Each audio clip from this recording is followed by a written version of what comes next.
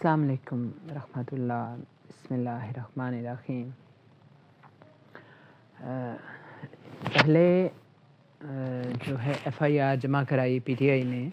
اپنے ان کے جو 12 بندے شہید ہوئے تھے، اور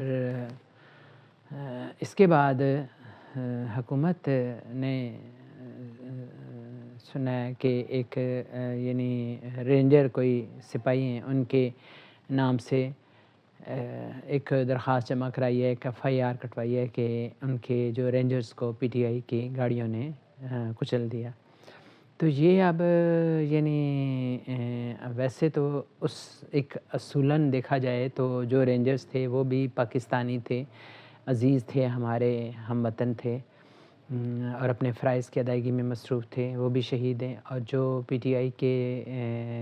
مظاہرین تھے وہ بھی ایک اپنی طرف سے وہ نیک مقصد کے لیے آئے تھے، اور ان کو بھی ایک غلط طریقے سے شہید کیا گیا۔ تو یہ دونوں ہی یعنی اپنے عوام پہ کوئی گولی نہیں چلاتا، اور وہ کوئی ایسا کوئی خدا نخواستہ کوئی خونی کوئی کام کوئی نہیں ہو رہا تھا۔ ساری دنیا اور سارا میڈیا دنیا کا دیکھ رہا تھا کہ کوئی ایسی کوئی ایجیٹیشن نہیں تھی۔ کتنی بھی بڑی ایجیٹیشن دنیا میں ہو رہی ہیں، ان پہ گولی نہیں چلائی جاتی، عوام پہ گولی نہیں چلائی جاتی، ان سے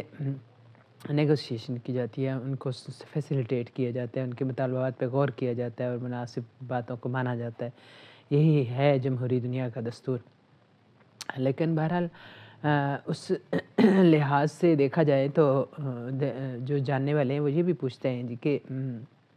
یہ جو 12 بندے شہید ہوئے ان کے بارے میں آپ کہتے ہیں جی کہ جھوٹ بولتے ہیں پی ٹی آئی والے، اور پھر کبھی کہتے ہیں کہ گنڈا پور کے محافظوں نے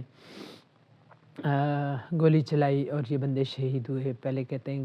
شہید ہوا ہی نہیں، کوئی مارا ہی نہیں گیا، کوئی تھے ہی نہیں، پھر مانتے ہیں تو یہ کہتے ہیں انہوں نے پی ٹی آئی والوں نے گولی چلائی، گنڈا پور کے محافظوں نے گولی چلائی۔ تو یہ سوچنے کی بات ہے کہ وہ جو رات تھی، خونی قسم کی رات، اس میں ارد گرد کی بلڈنگوں کی عمارتوں کی جو لائٹیں تھیں وہ کس نے بجھائیں، اسٹریٹ لائٹ کس نے بجھائی، اور سنائپر رائفلیں کہاں سے آئیں جو کہ انڈیا اور بڑے بڑے دشمنوں کے لیے استعمال ہوتی ہیں۔ مائلز پہ جب کوئی دشمن ہوتا ہے تو ان کو ٹارگٹ کرنے کے لیے استعمال ہوتی ہیں، تو وہ سنائپر رائفلیں تو اس ہجوم کے پاس بالکل نہیں تھی۔ ڈرون جو اڑ رہے تھے لوگوں کے اوپر، جو کہ اندھیرے میں بھی بندے کو وہ لوکیٹ کر لیتے ہیں، وہ کس کے پاس تھے۔ اور پھر یہ جو رینجرز کا قصہ ہے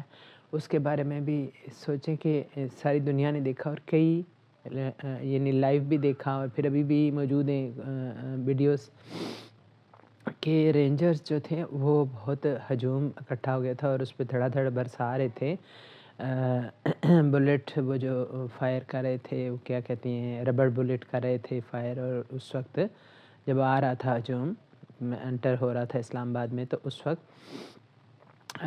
ٹیئر گیس بھی برسا رہے تھے، تو تیزی سے برسا رہے تھے، اور پھر ساتھ خبریں آ رہی تھیں، میں خود سن رہی ہوں، کہہ رہے تھے کہ جی ربڑ ان کے پاس بلٹس جو ہیں ختم ہو گئی ہیں، ٹیئر گیس ختم ہو گئی ہے۔ تو وہ ظاہر ہے کہ وہ ایک بدحواس ہو گئی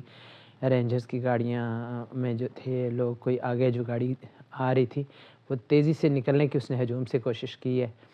تو وہ ایک تو تیزی سے باہر نکلنے کی کوشش کی ہے، دوسری طرف اس نے ٹرن لیا ہے بڑی تیزی سے، تو وہ جھٹکا جب گاڑی کو لگا تو پیچھے بیچارے جو سپاہی ٹائپ جو پک اپ ٹائپ تھی وہ گاڑی، تو اس میں سے جمپ کا ہو کے اچھل کے تو وہ نیچے گر گئے، اور پیچھے بھی گاڑی بہت تیزی سے آ رہی تھی، تو پیچھے آنے والی رینجرز کی گاڑی تھی سبز رنگ کی، ایک ہی طرح کی وہ 3 گاڑیاں تھیں، تو اس گاڑی کے نیچے وہ بندے کچلے گئے۔ ایک پی ٹی آئی کا بھی بندہ جو ایف سی کے بارے میں کہتے ہیں ایف سی میں تھا، وہ ایف سی ریٹائرڈ تھا، اس کے بھائی نے کہا، اور وہ دنیا بھر میں مطیع اللہ جان کی ویڈیو دیکھی گئی کہ اس کے بھائی نے کہا کہ میں کیوں اپنے بھائی کی لاش پہ جھوٹ بولوں گا، کہ وہ جو تھے ہم تو پاس ہی کوئی G15 میں، انہوں نے کہا کہ ہم رہنے والے ہیں، اور ہم اس ہجوم کو صرف دیکھنے آئے تھے، اور بس اس کی موت کا آئی تھی کہ وہ اس کے نیچے کچلا گیا، اور وہ اس کوئی فرائض نہیں انجام دے رہا تھا، ریٹائرڈ ایف سی میں وہ کام کرتا تھا، اور اس وقت ریٹائر ہو چکا تھا، اور یا چھوڑ چکا تھا، اتنا بڑی عمر کا نہیں تھا وہ بھی انسان، جو پی ٹی آئی سے صرف اس کا تعلق تھا، تو 3 رینجر جو تھے یہ چاروں کچلے گئے، اور بلکہ پیچھے بھی گاڑی جو ہے وہ بہت تیزی سے آ رہی تھی، لیکن جب وہ کچلے گئے تو ایک پورے ہجوم نے شور مچایا کہ مارے گئے، تو وہ گاڑی تیسری بھی رک گئی ہے۔ تو یہ ایک حادثہ تھا جس میں یہ سارے ہوئے۔ تو یہ قوم کو کیوں بیوقوف بنا رہے ہیں، اور کیوں اس طرح کی یعنی ایک بڑی کاز ہے، ایک بڑی عوامی ایک ایجیٹیشن ہوتی ہے کہیں بھی، تو اس کے معاملات کو سلجھایا جاتا ہے، ان کے معاملات پہ غور کیا جاتا ہے، اور ان کی صحیح باتیں مانی جاتی ہیں، اور اس کو فیسیلیٹیٹ کیا جاتا ہے۔ تو ایسی باتیں نہ کریں جس سے عوام میں کیوس پھیلے، اور کسی طرح سے اس نیا کو کنارے لگائیں تو کیا ہی بہتر ہو۔ ورنہ یہی ہے کہ اب کہنے والے یہی کہتے ہیں کہ عمران خان شاید ایسے ہی چلتا رہے گا، کہ وہ بھی پڑا سڑتا رہے گا، پھر کبھی کہتے ہیں کہ وہ بڑی عمر کے بندوں کو جو ہے نا وہ کہہ رہے ہیں کہ چھوڑ دیں، اور چھوٹی عمر کے بندوں کو رہنے دیں۔ عجیب و غریب، یعنی یہ کتنا فلسفہ لگتا ہے، یعنی ان کو بھی 5 سال کی سزائیں دیں گے، اور پھر اس میں سے کچھ فیسیلیٹیٹ کر کے ان کو تھوڑی معافی شافی کر کے تو جو ہے نا ان کو چھوڑ دیں گے۔ تو یہ ایک کیا کہتے ہیں، گتھیوں کو سلجھائیں اور قوم کو کسی کنارے لگائیں، اور کوئی ترقی کی اور کوئی مفاہمت کی بات کریں۔